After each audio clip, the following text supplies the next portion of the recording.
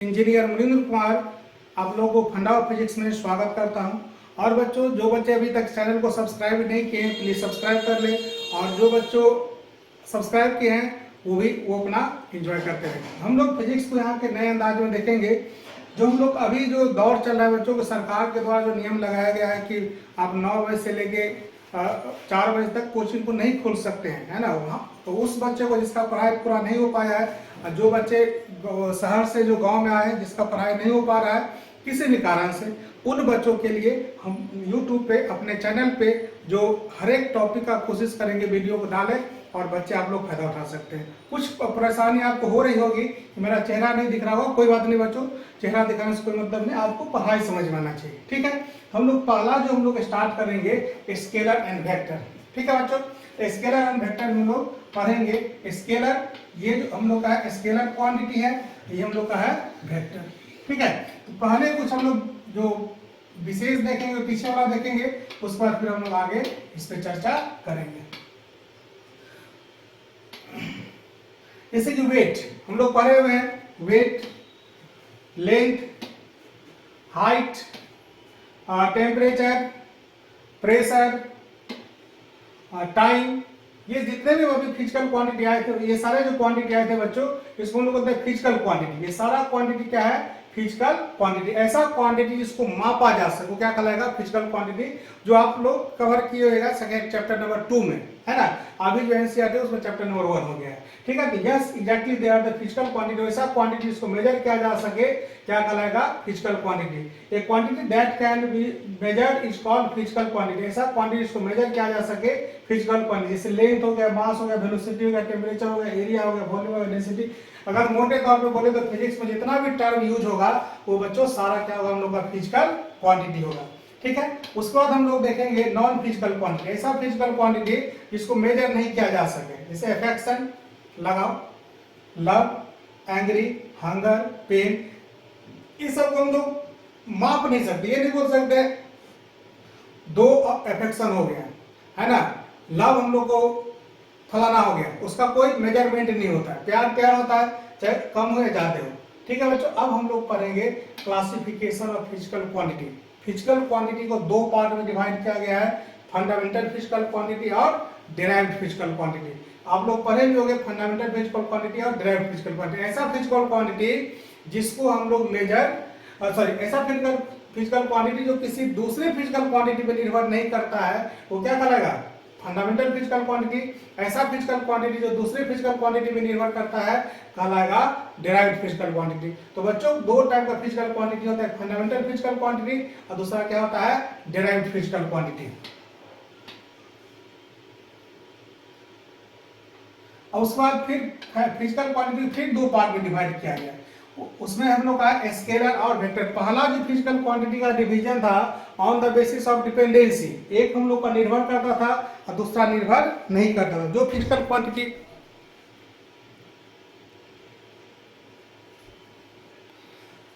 Quantity बच्चों निर्भर करता है उसको हम लोग कहते हैं fundamental physical quantity, sorry derived physical quantity. और जो फिजिकल क्वांटिटी किसी दूसरे पर निर्भर नहीं करता उसको हम लोग क्या कहेंगे? Fundamental physical quantity. अब आता है on the basis of mathematics. हम लोग के पास 2 टाइप का फिजिकल क्वांटिटी है, एक स्केलर है, दूसरा क्या है? Vector. On the basis of mathematics physical quantity को 2 पार्ट में डिवाइड किया गया, स्केलर फिजिकल क्वांटिटी और वेक्टर। स्केलर को हम लोग कहते हैं बच्चों अदिश भौतिक राशि, और वेक्टर को हम लोग क्या कहते हैं? सदिश भौतिक राशि। ऐसा फिजिकल क्वांटिटी जो जिसमें डायरेक्शन होगा वेक्टर कहलाएगा। ऐसा फिजिकल क्वांटिटी में डायरेक्शन नहीं होगा क्या कहलाएगा? स्केलर कहलाएगा, है ना। यहाँ पे हम लोग इसका डिफिनेशन हम बाद में देखेंगे, लेकिन अभी मोटा मोटी तौर पे ऐसा फिजिकल क्वांटिटी होगा उसमें मैग्नीट्यूड होगा ही। एक मैग्नीट्यूड के साथ अगर डायरेक्शन आ गया तो वेक्टर, और अगर खाली मैग्नीट्यूड है तो क्या होगा? स्केलर। हम लोग पास 2 फिजिकल क्वांटिटी, इसी पे हम लोग इस चैप्टर में चर्चा करेंगे। तो ऐसा फिजिकल क्वांटिटी जिसके पास केवल मैग्नीट्यूड हो क्या कहलाएगा? स्केलर। और ऐसा फिजिकल क्वांटिटी जिसके पास मैग्नीट्यूड डायरेक्शन दोनों क्या कहलाएगा? वेक्टर। अब देखिए मैग्नीट्यूड 2 प्रकार का होता है, काउंटेबल और दूसरा होता है मेजरेबल, है ना। Express in terms of A number and specified unit, इसको मेजरेबल कहते हैं। इसको काउंटेबल, इसको खाली काउंट कर सकते हैं, 1 2 3 4 5 6 7 8 है ना, 3 3 6 3 9, 9 टोटल 9 हो गया हम लोग का, ये 9 हो गया, इसके पास कोई यूनिट नहीं है। लेकिन यहाँ पे 10 KG, 8 Newton, 5 KG, 20 Newton, 3 litre, 10 litre, ये सारा हम लोग का क्या है, स्पेसिफाइड यूनिट के साथ है। एक उसके साथ क्या आ रहा है, यूनिट आ रहा है, और दूसरा उसके साथ क्या आ रहा है, नंबर आ रहा है। ये मैग्नीट्यूड, ये जो वैल्यू होगा, ये जो मान होगा, वैल्यू होगा, यही है बच्चों मैग्नीट्यूड। जो मान आ रहा है उसी को हम लोग क्या कहते हैं, मैग्नीट्यूड कह देते हैं। ठीक है, उसके बाद हम लोग देखेंगे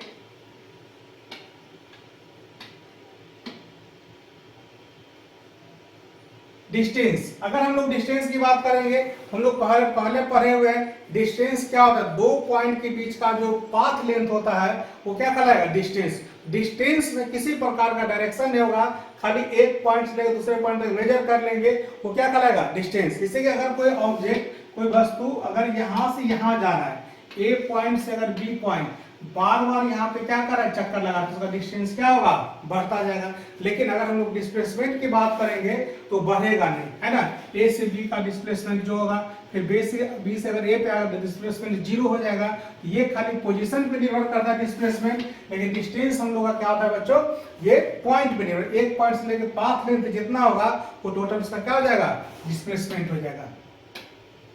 सॉरी, पाथ लेंथ जो भी हो क्या कहलाएगा, डिस्टेंस कहलाएगा। दो पॉइंट के बीच, what is the distance between tower and Kukatpally, है ना। टावर और कुकापैली के बीच का जो डिस्टेंस है वो 10 किलोमीटर। तो 10 क्या हो गया, मैग्नीट्यूड, और किलोमीटर क्या हो गया, यूनिट। तो ऐसा फिजिकल क्वांटिटी जिसमें मैग्नीट्यूड और क्या हो, यूनिट हो, वो क्या कहलाएगा, हम लोग का स्केलर फिजिकल क्वांटिटी। वहीं डिस्प्लेसमेंट की बात करेंगे, तो यहां से साइबर टावर से कहां चला गया, आईडीए कुकपैली, ये यहां से यहां का क्या हो जाएगा हम लोग का डिस्प्लेसमेंट। तो ये डिस्प्लेसमेंट यहां से यहां का डिस्टेंस क्या कहलाएगा, डिस्प्लेसमेंट कहलाएगा। ये जो ये यहां से यहां के क्या कहलाएगा, डिस्प्लेसमेंट। इसके पास क्या होगा, एक मैग्नीट्यूड भी होगा और एक क्या होगा, डायरेक्शन भी होगा। What is the displacement between cyber tower and Kukatpally, यहाँ पे 10 किलोमीटर नॉर्थ, तो 10 किलोमीटर बता रहा है किसको, 10 किलोमीटर तो मैग्नीट्यूड हो गया, 10 किलोमीटर क्या हो गया, यूनिट, और नॉर्थ क्या हो गया, डायरेक्शन। तो ऐसा फिजिकल क्वांटिटी जिसमें मैग्नीट्यूड भी हो, उसका यूनिट भी हो, और क्या हो, डायरेक्शन हो, तो क्या कहलाएगा हम लोग का वेक्टर फिजिकल क्वांटिटी। इसी को हम लोग डिफाइन करेंगे, a physical quantity which can completely specified by magnitude, unit and direction are called vector quantity. ऐसा फिजिकल क्वांटिटी से मैग्नीट्यूड हो, डायरेक्शन हो, और क्या हो, यूनिट हो, क्या कहलाएगा, vector quantity. Only magnitude situation where a magnitude alone is sufficient, जहां पे खाली मैग्नीट्यूड से काम चल जाएगा उसको हम लोग क्या कहेंगे, स्केलर कहेंगे। और जहां पे बताने के लिए हमको मैग्नीट्यूड का भी जरूरत पड़ेगा, इसका डायरेक्शन का भी। इसका एग्जांपल लेंथ, वॉल्यूम, टाइम, मास, एनर्जी, टेम्परेचर, ये सारा हम लोग क्या है, स्केलर का मैग्नीट्यूड, जिसके लिए हमको डायरेक्शन का जरूरत नहीं पड़ेगा। उसके बाद क्या है, जिसके लिए मैग्नीट्यूड भी चाहिए और डायरेक्शन भी चाहिए, वो क्या कहलाएगा, वेक्टर कहलाएगा। ऐसा फिजिकल क्वांटिटी जिसके पास मैग्नीट्यूड भी और क्या हो, डायरेक्शन हो, वो क्या कहलाएगा, वेक्टर कहलाएगा।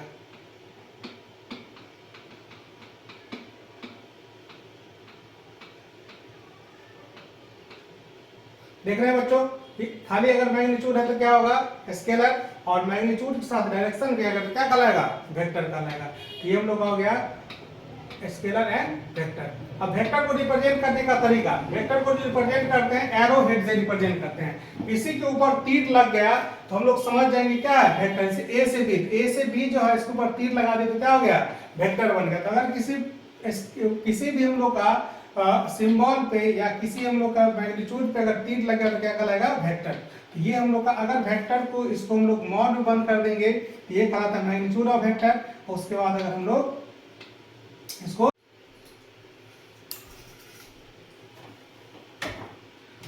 हेलो बच्चों, अब हम लोग का अगला टॉपिक होगा बच्चों टाइप्स ऑफ वेक्टर, है ना। टाइप्स ऑफ वेक्टर हम लोग देखेंगे क्या, कि वेक्टर कितने प्रकार के होते हैं। Let us understand how the some special type of vector. माना कि एक वेक्टर हम मान लिए क्या, ए बी, और दूसरा वेक्टर क्या मान लिए, सी डी। एक वेक्टर में ए बी है और दूसरा वेक्टर क्या है सी डी।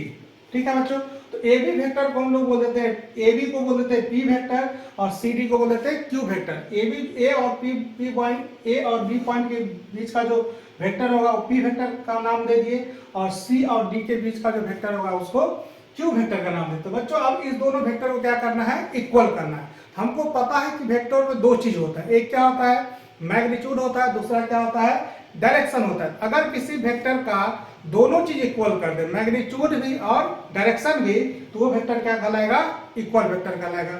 ठीक है बच्चों, तो दो वेक्टर के बीच का मैग्नीट्यूड और डायरेक्शन दोनों इक्वल हो जाए तो क्या कहलाएगा, इक्वल वेक्टर। जैसे कि हम लोग देख रहे हैं ये दोनों वेक्टर का क्या है, पी वेक्टर बराबर क्यू वेक्टर इफ इस दोनों का क्या हो, टू और more than two vectors having the same magnitude and direction, same direction are irrespective of their position in the space are called equal vector. अगर दो वेक्टर का पोजीशन अलग अलग भी हो, कोई फर्क नहीं पड़ता, दोनों का मैग्नीट्यूड और डायरेक्शन क्या हो, इक्वल हो, तो क्या कहलाएगा बच्चों, इक्वल वेक्टर। ऐसा वेक्टर जिसका मैग्नीट्यूड और डायरेक्शन क्या हो, इक्वल हो, क्या कहलाएगा, इक्वल वेक्टर।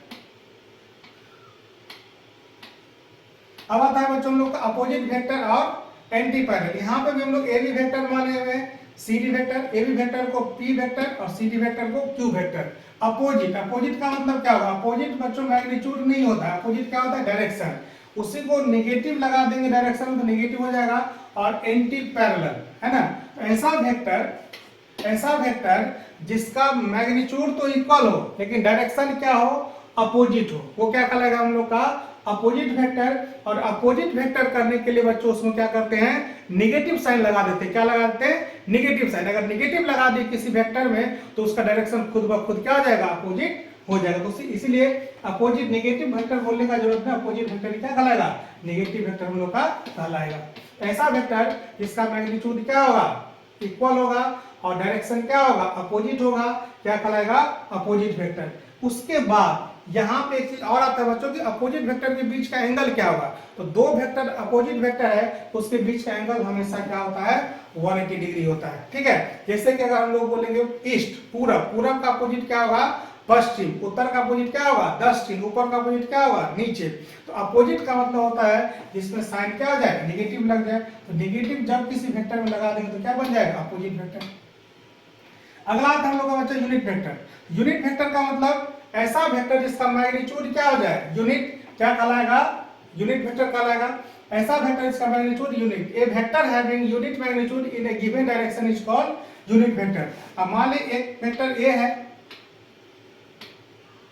यूनिट वेक्टर बराबर given vector by magnitude of vector. अगर कोई वेक्टर बच्चों ऐसा है कि ए मैग्नीट्यूड है किसी वेक्टर किसका, ए का, तो यूनिट मैग्नीट्यूड किसका हो जाएगा, A vector by magnitude of A vector, ये इसका यूनिट वेक्टर हो जाएगा। तो किसी वेक्टर का जो यूनिट वेक्टर होगा given vector by magnitude of that vector, जो वेक्टर है उसका मैग्नीट्यूड क्या कहलाएगा हम लोग का, यूनिट वेक्टर। इसको रिप्रेजेंट करते हैं किससे, ये जो बच्चों लिखा हुआ है ऊपर में इसको बोलते हैं हम लोग कैप, इसको कैप से रिप्रेजेंट करते हैं। ए कैप बराबर A vector by magnitude of A vector. तो किसी वेक्टर को उसके मैग्नीट्यूड से अगर हम लोग क्या कर दे, डिवाइड कर दे, तो क्या मिलेगा हम लोग को, यूनिट वेक्टर मिलेगा। यूनिट वेक्टर का काम क्या होता है, डायरेक्शन स्पेसिफाई करना, वो केवल डायरेक्शन क्या करता है, दिखाता है। उसके बाद आता है बच्चों जीरो वेक्टर। जीरो वेक्टर का और भी नाम है, एम्प्टी वेक्टर भी नाम है। जीरो वेक्टर का नाम क्या होता है, एम्प्टी, EMPTY, एम्प्टी वेक्टर। और इसको बोलते हैं बच्चों नल वेक्टर भी बोलते हैं, है ना। सबका मीनिंग एक ही है, जीरो का भी मतलब कुछ नहीं, एम्प्टी का भी मतलब खाली, और नल का भी मतलब क्या होता है, खाली। ये सारा वेक्टर हम लोग का क्या है, जीरो वेक्टर। ए वेक्टर हैविंग जीरो मैग्नीट्यूड, ऐसा वेक्टर जिसका मैग्नीट्यूड क्या होगा, जीरो होगा, वो क्या कहलाएगा बच्चों, जीरो वेक्टर कहलाएगा। ऐसा वेक्टर जिसका मैग्नीट्यूड क्या हो, जीरो हो, क्या कहलाएगा, जीरो वेक्टर। इसको रिप्रेजेंट करेंगे जीरो के ऊपर एरो हेड लगा करके, और बच्चों इसका जो डायरेक्शन होगा वो अनस्पेसिफाइड होगा। जो हम लोग के पास जीरो वेक्टर होता है, नल वेक्टर होता है, उसका डायरेक्शन क्या होता है, अनस्पेसिफाइड होता है। तो ऐसा वेक्टर इसका मैग्नीट्यूड क्या हो, अनस्पेसिफाइड, वो क्या कहलाएगा, जीरो वेक्टर। जीरो वेक्टर का डायरेक्शन हमेशा क्या होगा, अनस्पेसिफाइड। उसके बाद आता है वो rectangular unit vector. Unit vector along axis, तो रेक्टेंगुलर का मतलब परपेंडिकुलर स्ट्रेट लाइन में, तो ये हम लोग का एक्स है, एक्स का मतलब क्या होता है आई कैप, जे कैप और के कैप। अगर कहीं पर आई कैप दिया हुआ है तो हम लोग को समझ लेना चाहिए बच्चों कि ये जो किसको बता रहा है एक्स एक्सिस को, कहीं पे बच्चों जे कैप दिया हुआ है इसको हमको समझ लेना चाहिए वाई एक्सिस को, कहीं बच्चों के कैप दिया हुआ है इसका मतलब हमको समझ लेना चाहिए जेड एक्सिस को। अगर आई कैप है, जे कैप और के कैप है, ये बताता है unit vector along X axis, unit vector along Y axis और unit vector along Z axis. I cap is fix है, आई कैप हमेशा बताएगा unit vector along X axis, J cap हमेशा बताएगा unit vector along Y axis और K cap हमेशा बताएगा unit vector along Z axis. तो ये हम लोग का है। उसके बाद हम लोग बोल सकते हैं कि आई कैप का मैग्नीट्यूड बच्चों हो जाएगा जे कैप का मैग्नीट्यूड, और बच्चों ये के कैप का मैग्नीट्यूड बराबर कितना 1, सब का मैग्नीट्यूड क्या होगा 1 के बराबर होगा, क्योंकि सारा क्या है हम लोग का यूनिट वेक्टर है, हमको पता है यूनिट वेक्टर का मैग्नीट्यूड क्या होता है 1 होता है। ठीक है बच्चों, अगला आता है हम लोग का पोजीशन वेक्टर। जैसे कि अगर बच्चों किसी को पोजीशन दिखाना है ना, पोजीशन दिखाने के लिए हम लोग को दो चीज का जरूरत पड़ता है, एक इनिशियल पॉइंट और दूसरा फाइनल पॉइंट। और उस पोजीशन को बताने के लिए हम लोग को दो चीज का जरूरत पड़ता है, एक क्या होता है मैग्नीट्यूड, यहाँ से इनिशियल पॉइंट से लेके यहाँ का लेंथ, और दूसरा क्या चाहिए डायरेक्शन। आप लोग देख रहे हैं कि कोऑर्डिनेट एक्सिस पे यहाँ पे क्या होता है, ये जो लिखा हुआ है नीचे में O point initial point origin है, इसका मतलब होता है 0 0, यहाँ पे स्पेसिफिक ऑरिजिन ले लिया है, इसका मतलब क्या है 0 0, यहाँ पे क्या है 2 और 3। तो पोजीशन वेक्टर निकालने के लिए जब भी हमको पोजीशन बताना होगा बच्चों तो हमको फाइनल पॉइंट का जरूरत पड़ेगा और इनिशियल पॉइंट, और फाइनल पॉइंट में से जब इनिशियल पॉइंट घटा देंगे हमको पोजीशन मिल जाएगा। जैसे कि अगर बच्चों आपको कोई पूछे कि दरभंगा कहाँ पे है, तो दरभंगा का दूरी फिक्स नहीं है, वो निर्भर करेगा कि कहाँ से पूछा जा रहा है। अगर मधुबनी से पूछा जाएगा दरभंगा है मान लीजिए 30 की 35 किलोमीटर, अगर वही जयनगर से पूछा जाएगा उसका दूरी अलग हो जाएगा। यही दरभंगा अगर खुटौना काठमांडू से पूछा जाएगा तो दूरी अलग हो जाएगा, यही तो दरभंगा अगर खुटौना से पूछा जाएगा दूरी अलग हो जाएगा। दरभंगा तो वही है लेकिन उसका दूरी पोजीशन चेंज कर रहा है कौन, कहाँ से इनिशियल पॉइंट हम ले रहे हैं, इनिशियल पॉइंट पे निर्भर करेगा हम लोग का, किसी का इनिशियल पॉइंट और फाइनल पॉइंट दोनों पे निर्भर करेगा कि हम लोग का पोजीशन क्या होगा। तो पोजीशन के लिए हम लोग को दो चीज का जरूरत पड़ता है, a vector which represents the position of a point in magnitude and direction with respect to coordinate system is called position vector. अगर कोई कोऑर्डिनेट सिस्टम के थ्रू बता रहा है कि इसको मैग्नीट्यूड को डायरेक्शन को, वो क्या बताएगा position vector. Position vector of point P with respect to coordinate axis is ये है ना। अब यहाँ पे देख लीजिए, इसको वेक्टर रूप में लिखेंगे तो क्या लिखेंगे, ठीक है, ये हम लोग के पास दो पॉइंट है, एक पी वेक्टर है दूसरा क्या है ओ वेक्टर है। पी वेक्टर बराबर 2i + 3j, क्योंकि पहला बताता है एक्स एक्सिस, दूसरा बताता है वाई एक्सिस, और एक्स एक्सिस को दिखाने के लिए आई कैप है और वाई एक्सिस को दिखाने के लिए क्या है जे कैप है। तो बच्चों ये देखिए, ये यहाँ से हम लोग सीख सकते हैं कि कैसे वेक्टर को लिखेंगे। दूसरा यहाँ दोनों 0 0 है, ओ पे तो ये भी 0 और ये भी क्या है 0। अब क्या करेंगे, जब पोजीशन निकालना हो तो p माइनस क्या ओपी बराबर क्या करेंगे p माइनस ओ, तो 2i - 3j और 0i माइनस प्लस 0j, ये क्या हो जाएगा 2i + 3j, क्या हो गया पोजीशन हम लोग का मिल गया है ना। तो किसी कोऑर्डिनेट एक्सिस, किसी कोऑर्डिनेट में सिस्टम में अगर किसी पॉइंट का मैग्नीट्यूड भी बता दे और डायरेक्शन भी बता दे,